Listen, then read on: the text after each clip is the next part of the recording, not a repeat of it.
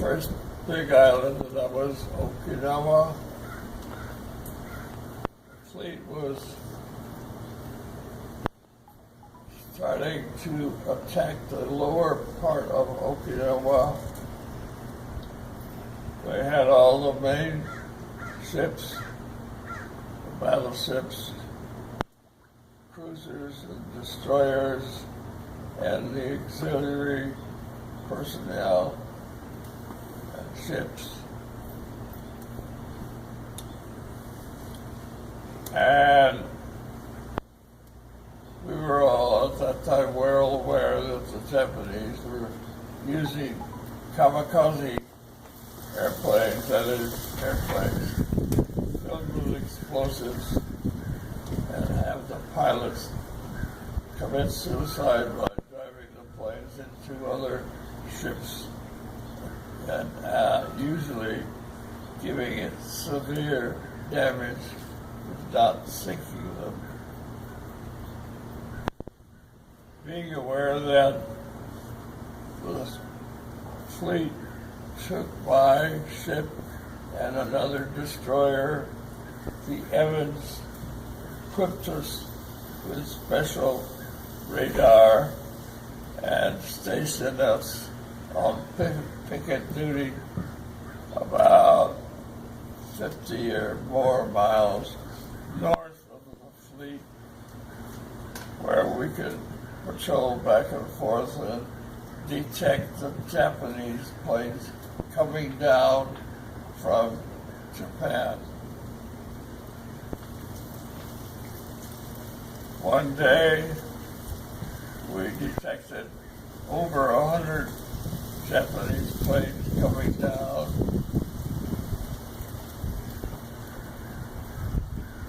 We immediately radioed the fleet to send up fighter planes to engage these kamikaze suicide planes. They attacked us as well. At least 2 of these suicide planes hit my ship.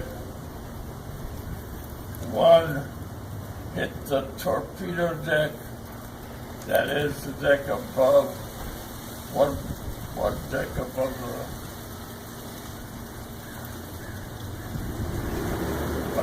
above the main deck, and wiped it out. The second plane hit above the waterline on the starboard side, went down through the deck, down through the engine room, down through the bottom of the hull, and blew up underneath, putting a big hole in the hull. After a while, it looked like the ship was going to sink. The order was given, all hands abandon ship. Most of us did that. There were a number, however, of brave sailors who stayed behind to fight the fires and tend to the wound as best they could. After I swam away with others from the ship,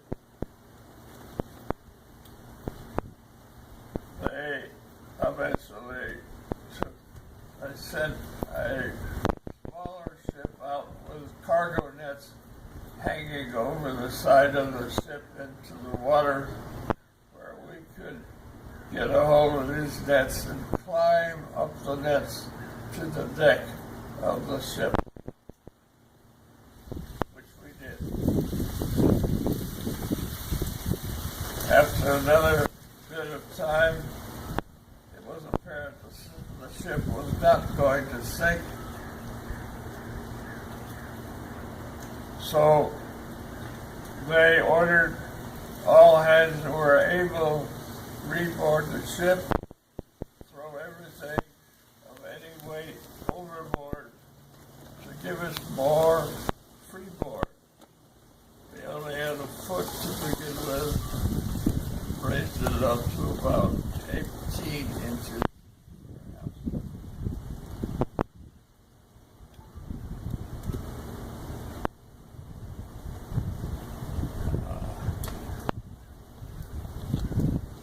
So at that time, they sent an auxiliary ship out carrying a large mattress, just as you have on your boat, only this one was about 15 inches thick, probably 12, 15 feet wide, and probably 40 feet long. The divers were able to fasten lines off to this mattress on one end, hold it underneath the ship, set it in place right over the hole, run extra lines over it, and tighten up all the lines, and you have a large band-aid put over the hole, making it somewhat seaworthy.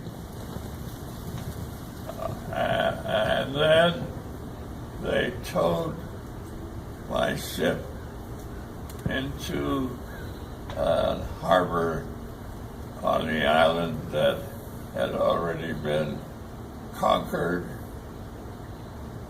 There we tied up to a repair ship, and they were able to put divers down and weld a big steel plate over the hull, making the boat seaworthy but not battle-worthy. At that time, they sent an ocean-going tug from San Francisco to Japan to take my vessel in tow back to San Francisco. When the tug arrived, we were given an option. Either you could stay with the ship while it was towed back and make an investment in rate, or since you had abandoned ship, you're automatically given a 30-day leave, which I took. Now the rest of it I've heard from people returning from the ship. The tug passed a very big hawser or line or rope to my ship,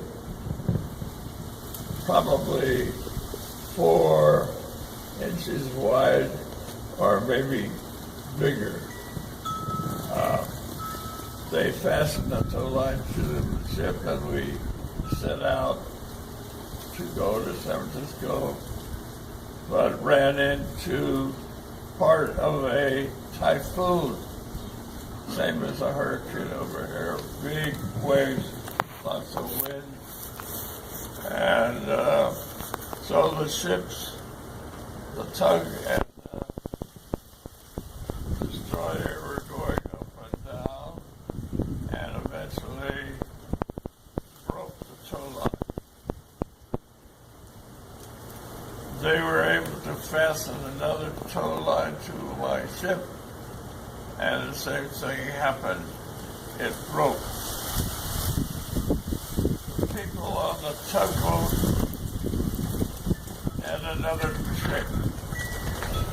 They said, we are going to pass you a fairly large line. We want you to disconnect your anchor and fasten this new line to the end of your anchor chain. We will then pull out all of your anchor chain out of your chain locker till it's empty. You don't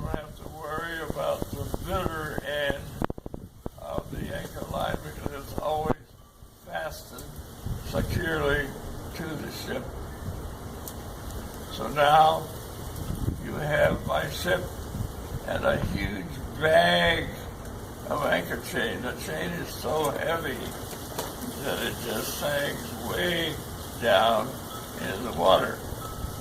Now, when the ships get underway and when the waves are going up and down, the chain is so heavy, you still have a bag in the center. Makes it possible to continue on with a kind of a shock absorber in between the two. And that's how the ship got back to